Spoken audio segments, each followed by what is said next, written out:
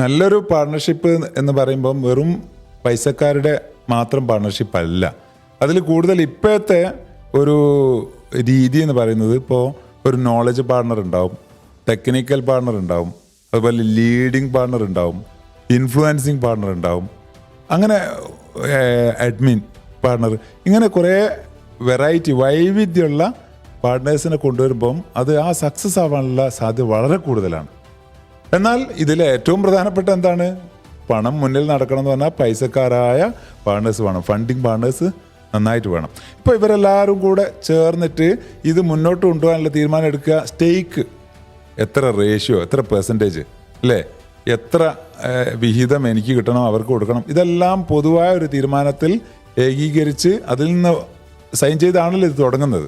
ആ തുടങ്ങിക്കഴിഞ്ഞാൽ പിന്നെ വ്യക്തികൾ എന്ന നിലയ്ക്ക് ഇതിൻ്റെ പില്ലേഴ്സായിട്ടുള്ള ഫൗണ്ടേഴ്സായിട്ടുള്ള പാർട്ട്നേഴ്സ് എന്ന നിലയ്ക്ക് എല്ലാവർക്കും തുല്യ റെസ്പെക്റ്റും തുല്യ പരിഗണനയും ആ ആദരവും ബഹുമാനവും ഈഗോ ഒക്കെ അംഗീകരിച്ച് മുന്നോട്ട് കൊണ്ടുപോകാൻ ഇതിൻ്റെ ഏറ്റവും മർമ്മപ്രധാനമായ കുന്തമണിയായിട്ടുള്ള ഓൺട്രപ്രണറായിട്ടുള്ള പാർട്ണർക്ക്, മാനേജിങ് പാർട്ണർക്ക് സാധിക്കണം, മാനേജിങ് ഡയറക്ടർക്ക് സാധിക്കണം. അല്ലെങ്കിൽ എന്താ സംഭവിക്കുക? ഇത് ഇംബാലൻസ് വരും അല്ലേ, അസന്തുലിതാവസ്ഥ വരും.